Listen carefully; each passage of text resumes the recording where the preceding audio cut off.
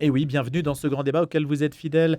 On est heureux de vous avoir parmi nous pendant une quarantaine de minutes où on commente l'essentiel de l'actualité de la semaine. Alors c'est vrai que l'actualité cette semaine va être focalisée sur l'Europe avec la perspective des élections en juin, élections européennes, et puis en écho au discours d'Emmanuel Macron hier à la Sorbonne, 2 heures de discours qui nous amènent à penser que notre Europe est peut-être mortelle, qu'elle peut mourir, c'est son expression, et donc il a dressé un portrait plutôt alarmiste avec des mots donc que l'on va commenter à 1 mois et demi des élections européennes. Je précise que sur notre antenne, on essaiera d'avoir tous les candidats. Il y a des rendez-vous qui ont été pris. On a déjà reçu quelques membres de quelques listes et on va essayer de diversifier au maximum en fonction aussi de la répartition des temps de parole. Je précise que c'est surtout à partir du 13 mai que nous recevrons les têtes de liste. L'Europe donc peut mourir d'elle-même. Voilà ce qu'a martelé le chef de l'État dans un nouveau discours sur l'Union européenne à la Sorbonne. Pour en parler, puis décliner cette question autour de questions internationales, on parlera de l'Arménie, de la question de la GPA aussi au Parlement européen, c'est une question européenne également, de la tribune de 50 personnalités qui est apparue dans le Figaro. Il y a des personnalités dont un certain nombre sont déjà venues ici, je pense à Stéphane Rosès, Michel Guenner notamment, sur la question européenne et l'inquiétude qu'ils forment à propos du passage de la majorité qualifiée, de la passage de l'unanimité à la majorité qualifiée, ce qui change le fonctionnement de l'Union européenne et donc l'intégration supplémentaire vers un système fédéral. Voilà, ça fait beaucoup de sujets. Alors pour en parler, François Soulage, ancien président du Secours catholique. Bonjour François. Bonjour Louis. Frédéric Pons, avec nous également, grand reporter spécialiste des questions militaires en particulier. Bonjour Frédéric. Bonjour Louis. Et Guy Barret, journaliste ancien du Figaro. Bonjour Guy. Bonjour. Je précise que Guy, vous serez avec nous en plus en solo la semaine prochaine à propos d'une lettre que vous avez écrite à nos amis protestants, mais on n'en parlera pas aujourd'hui, on en parlera la semaine prochaine précisément, avec un focus là-dessus. On va commencer avec vous, François. Comment est-ce que vous avez interprété ce discours d'Emmanuel Macron? Déjà peut-être une première esquisse, ébauche pour chacun de vous, puis on entrera dans le détail. Oh bien, comme chacun d'entre vous, moi j'ai été frappé par son inquiétude sur le devenir de l'Europe. Donc ça, c'était, je crois, le moment le plus important. Ce que je regrette, c'est que c'est toujours très foisonnant, donc il y a beaucoup d'idées. Et donc je me demande quelles peuvent être les idées forces qui vont remettre la population française en face d'une réalité. Parce qu'il ne suffit pas de dire que l'Europe est en difficulté, ce qui est probablement parfaitement exact. C'est plus que la difficulté, hein. Elle risque de mourir. Oui, enfin, c'est ce qu'il a dit. Mais enfin, moi, là, je n'irai peut-être pas jusque-là. Mais en tout cas, il y a une vraie difficulté. Mais je ne suis pas certain que ce discours permette à l'opinion publique de se remobiliser sur les questions européennes. Or l'enjeu, il est là. C'est qu'aujourd'hui, on va avoir peut-être 45% de votants. Donc, il faut vraiment que les Français se rendent compte. Il n'y a pas d'électrochoc avec un discours pareil. Oui, c'est ça. Moi, je regarde aujourd'hui la presse. Tout le monde dit à peu près la même chose, mais quelle est l'idée force qui permet de remobiliser autour de l'idée de l'Europe? Et je trouve que ça, c'est un petit peu le risque de M. Macron. Chaque fois qu'il intervient, c'est toujours très foisonnant. Il y a plein d'idées, mais on manque de charpente. Voilà. Je crois que c'est vraiment dommage parce qu'on a absolument besoin aujourd'hui d'une élection européenne sur un enjeu d'une Europe forte. Là-dessus, j'ai aucun état d'âme. Et c'est mal parti, à mon avis, hélas. Alors, beaucoup d'idées foisonnantes, mais pas d'idées directrices et pas de mobilisation possible. En tout cas, on va voir. On verra. C'est ce que nous dit François. Frédéric. Oui, alors je partage en grande partie ce point de vue. J'ai lu le discours, 1h50. J'ai voulu le relire une deuxième fois et j'ai arrêté en cours de route. Effectivement, c'est très long. C'est un salmigondi d'idées générales, certaines très fortes, très justes, et d'autres assez difficiles à comprendre. Ce que je retiens, sans vouloir être caricatural, c'est qu'effectivement l'Europe est en danger, elle risque de mourir, mais la question pourquoi l'Europe risque de mourir n'est pas posée. Oui, je pense que cette Europe telle que nous l'avons aujourd'hui est en train de vivre ces derniers jours et l'agonie a commencé. Cette Europe technocratique, fédérale, n'est plus adaptée à l'ère du temps et les peuples, je pense, la rejettent. Mais dans le discours d'Emmanuel Macron, on ne voit aucune remise en cause réelle de cette Europe qui a fait son temps. Et puis, donc après, pas de bilan. Non, enfin, il y a un bilan et en même temps, toujours avec Emmanuel Macron, il y a tout et son contraire. Quand il parle de souveraineté, d'autonomie de l'Europe, très bien, c'est sans doute ce que souhaitent les peuples de l'Europe. Mais là encore, des vœux pieux, beaucoup d'autosatisfaction, c'est un bilan aussi qu'il a voulu dresser pour lui et pour son camp à la faveur des élections européennes. Mais on ne voit rien de très concret. L'Europe n'a pas cessé de se vassaliser ces dernières années. Quand il se félicite de l'Union européenne qui a fait front face à la Russie en Ukraine, très bien. Mais ça a été pour aller un peu plus dans le giron américain et donc dans la perte de souveraineté en matière de défense et de sécurité. Mais là encore, ça passe à la trappe tout cela. Et quand il se réjouit du fait que l'Europe ait rapatrié des composants stratégiques pour les médicaments et dans d'autres domaines, là encore, quand on regarde dans les détails et dans la réalité des choses, c'est pas aussi brillant, aussi enthousiasmant qu'il ne le dit sous les ors de la Sorbonne. Autosatisfaction, mais aussi une certaine confusion finalement dans les idées. Guy Baret. Eh bien écoutez, moi je crois que ce discours alarmiste sur le thème « l'Europe peut disparaître » est l'aveu aussi d'un échec. Car il ne faut pas avoir la mémoire courte. Comment a-t-on vendu au peuple, et particulièrement aux Français, notamment au traité de Maastricht, cette Europe unie ? On nous a expliqué que c'était nécessaire face aux grands blocs qu'étaient les États-Unis, la Chine, et que si nous n'étions pas unis, nous serions phagocytés, mais que justement cette union va, etc., etc. Et manifestement, ça n'est pas le cas. Et on nous avait aussi dit que ce serait la croissance la plus forte dans le monde. Hein. On nous a vendu un certain nombre de choses qui constatent, alors évidemment il y a un tas de facteurs extérieurs, etc., qui ne sont pas arrivés. Alors maintenant on nous dit attention, l'Europe peut disparaître, entourée de ces géants. Mais est-ce que c'est ça qui peut motiver les Français et les Européens qui sont de plus en plus eurosceptiques en disant après tout, si cette Europe-là, un peu cette Europe technocratique qui ne respecte pas le principe de subsidiarité qui est pourtant dans son statut, parce qu'on parle de l'Europe puissance, certes, mais elle ne peut pas se bâtir sur l'impuissance des nations. La question, c'est que ce discours nous parle de l'avenir de l'Europe et dont il voudrait être le leader. Mais c'est un discours dont il ne maîtrise pas les conséquences. Quand il nous dit qu'il faudrait intégrer l'Ukraine, la Moldavie, etc. Mais dans 2 ans et demi, il ne sera plus le président. Ce sera un autre président. Donc il n'a aucune prise. Il parle d'un grand emprunt européen pour acheter du matériel militaire. Oui, peut-être. Je ne sais pas si c'est nécessaire ou possible. Et si les Français et les Européens veulent s'endetter, comme ils l'ont fait pour le Covid, pour acheter des armes, mais tout ça, bientôt, il n'aura plus de prise sur tout ça. Donc, ça ne peut être à la rigueur que des vœux pieux, que des intentions, mais qui sera incapable, parce que son mandat s'achève, de réaliser. Estimez-vous que l'Europe est, comme il l'a dit, dans une situation d'encerclement ? Et donc la rhétorique, en fait, un peu de la citadelle assiégée et la rhétorique de la peur, puisque si l'Europe est mortelle, normalement, il doit déclencher un sursaut. Le but du discours, c'est de déclencher un sursaut. Donc d'abord, est-ce que c'est juste ? Est-ce que la réalité, telle qu'il l'a décrit, François Soulages, correspond à son discours ? Mais la réalité, c'est qu'en fait, il y a deux Europes. Parce qu'il y a d'une part la zone euro, où il y a quand même... c'est une véritable avancée, la question de la zone euro. Mais le reste de l'Europe n'est pas dans la zone euro. Donc on a déjà une Europe à 2 vitesses. Elle est également à 2 vitesses quand on regarde le niveau de développement des différents pays. Il y a donc un certain nombre de politiques communes qui ne peuvent pas être les politiques communes de l'ensemble de l'Europe, compte tenu des niveaux de développement, des capacités différentes des différents pays. Donc moi, j'attendais quelque chose autour justement de l'élargissement. Moi, personnellement, je pense que l'élargissement au-delà, vous avez dit l'Ukraine n'est pas d'actualité. Si on veut qu'il y ait une Europe un peu plus puissante, il faut réfléchir à quelle Europe on veut. Et parce que c'est aussi un modèle culturel, un modèle démocratique. On voit bien les blocages que provoque aujourd'hui la situation de M. Orban en Hongrie, ce qui vient de se passer en Slovaquie avec Fico. Enfin, on est en face, politiquement, d'une Europe complètement éclatée. Il y a une réalité, c'est la zone euro. Et moi, je m'attendais à ce qu'on se replie un peu sur cette zone-là, qui est tout de même un bénéfice considérable pour nos économies. C'est le pivot.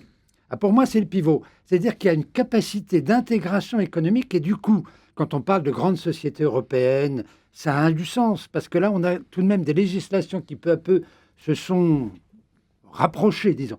Mais alors, l'élargissement complet, je n'y crois pas un instant pour renforcer l'Europe comme le veut M. Macron. Il y a quelque chose qui tourne pas rond. Là. Sur l'idée qu'on soit encerclé. Moi, j'ai pas compris du tout l'encerclement.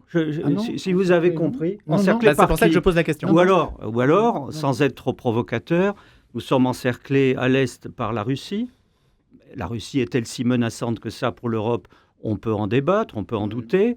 Nous sommes encerclés à l'ouest par les États-Unis qui profitent de cette crise ukrainienne et de notre faiblesse économique pour accentuer leur pression sur à la fois nos économies, nos industries d'armement et notre politique, donc perte de souveraineté. Et puis on pourrait dire au sud, nous sommes encerclés aussi par cette bombe démographique et migratoire qui est en train de se mettre en place en Afrique, en Orient et en Asie. On en voit les prémices aujourd'hui, mais ça, c'est un encerclement qui peut concerner effectivement l'Europe. Et puis la Chine, l'extrême-orient, la qui Chine nous est très encercle loin. aussi, Alors, mine de rien. alors, Où s'arrête l'encerclement? si c'est cela l'encerclement de l'Europe, oui, il y a une réalité, mais je ne suis pas sûr que Emmanuel Macron ait voulu parler de cet encerclement migratoire et américain. Il n'en est pas là, manifestement. Donc là, ça vous paraît un peu évasif, ce mot d'encerclement. Guy Barret. Oui, l'encerclement, c'est-à-dire que je crois ce qu'il a voulu dire, c'est qu'à la fois la puissance économique et militaire de tous ces pays peuvent contraindre l'Europe à restreindre son champ d'action à la fois économique, financier et militaire. Mais c'est déjà le cas. Mais sur l'intégration de l'Ukraine, de la Moldavie et d'autres, je pense que le dessein du président Macron, c'est d'accélérer et d'activer le vote à la majorité qualifiée. Bon, c'est-à-dire que plus on est, plus la difficulté d'avoir l'unanimité est évidente. Donc en intégrant davantage, en disant écoutez, à 27, on a déjà du mal à y arriver à cause d'Erdogan, à cause de je ne sais qui, alors évidemment, à 29, ce sera vraiment impossible. Donc il faut passer à la règle de l'unanimité. Ça se tient comme argument. La majorité. Cet argument se tient, Guy Barret, c'est logique. Oui, c'est un argument logique. Non, mais c'est logique. Mais la logique, ça, c'est l'Europe supranationale. dont je parlais tout à l'heure, en savoir qu'ils ne respectent pas, un des principes fondateurs de l'Union européenne, dont parlait Jacques Delors, est le principe de subsidiarité. C'est-à-dire que ce qu'une instance inférieure peut faire n'est pas à accomplir par une instance supérieure. Et Macron... Il y a deux éléments quand même dans la subsidiarité. Il y a normalement le pragmatisme des États qui estiment que ça, ils peuvent le faire. Donc, ils ont un droit de regard. Et puis, il y a le veto. Il y a l'idée de dire, je reprends ma liberté parce que je ne veux pas aller dans telle ou telle direction. Bien sûr, mais il veut intégrer... donc ça, normalement, ça disparaît. Voilà, déjà, mais ce qui n'était pas prévu par l'Union européenne, les traités de Maastricht d'ailleurs, c'est que toutes les questions sociétales relèvent que des nations. Or, qu'est-ce que veut Macron et la candidate Renaissance, c'est-à-dire de faire de l'avortement un des droits fondamentaux de l'Union européenne. Et peut-être demain, si par malheur l'euthanasie était votée, etc., peut-être la même chose.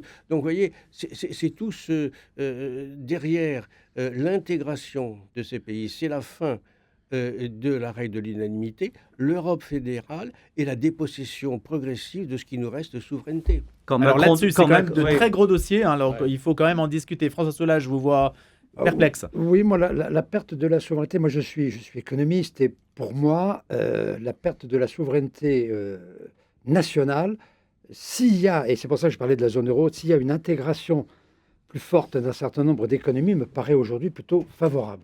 Moi, je ne suis pas du tout souverainiste. Il faut simplement que la zone dans laquelle on se retrouve puisse trouver son unité parce que culturellement, parce qu'économiquement, parce que socialement, les choses sont assez voisines et qu'on peut créer un bloc dans lequel on peut se retrouver au-delà des frontières nationales.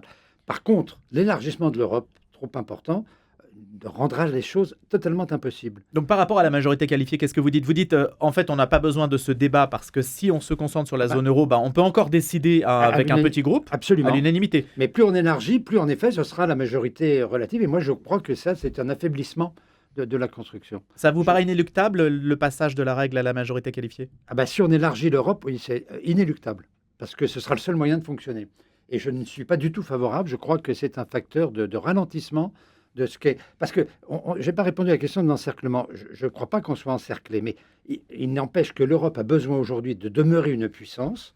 Et pour demeurer une puissance, il faut qu'il y ait l'accord de tout le monde. Parce que si chacun prend dans son petit coin, on n'y arrivera jamais.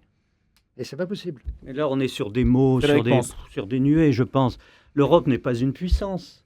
L'Europe n'est pas une puissance. Elle deviendra une puissance. Elle pourrait le devenir.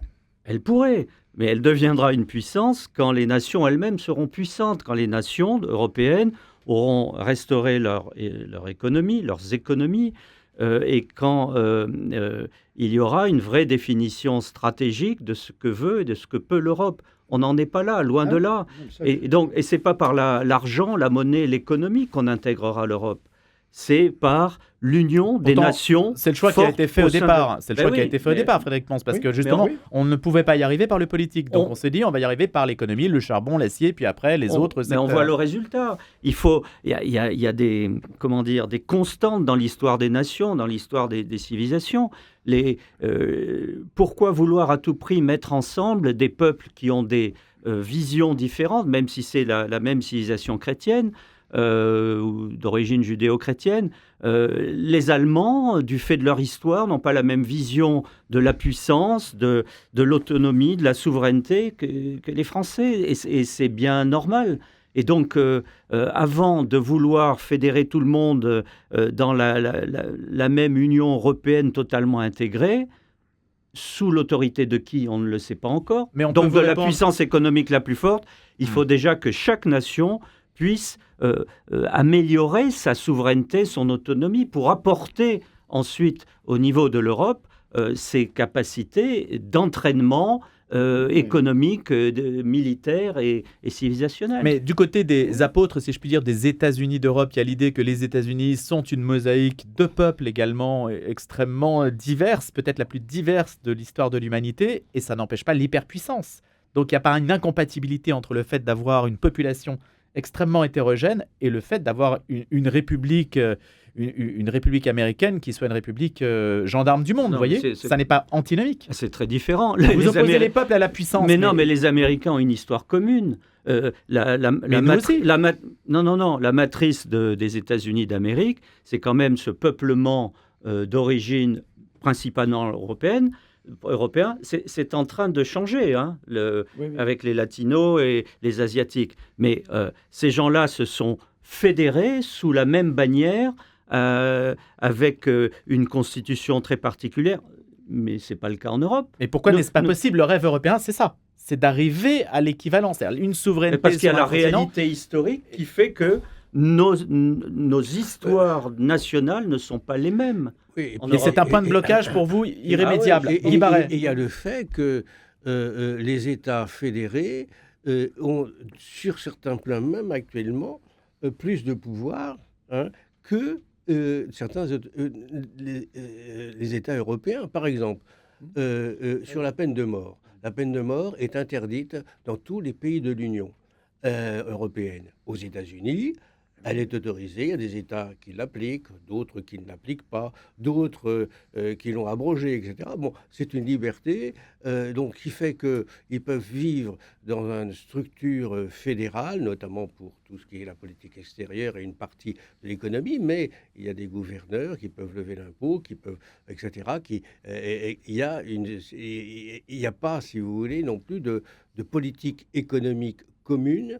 Aux États-Unis, chaque État, évidemment, s'intègre dans une politique plus vaste, mais à son propre niveau d'impôt, de choses. En France, on ne peut pas changer, par exemple, la TVA sans avoir l'assentiment pour tel ou tel produit, sans avoir l'assentiment de Bruxelles. Bon, ça n'est pas le cas, si vous voulez, même dans cet État fédéral, où chaque État a sa propre logique d'impôt, a sa propre législation, etc. Donc, il est plus facile de cohabiter au sein d'un État fédéral quand les États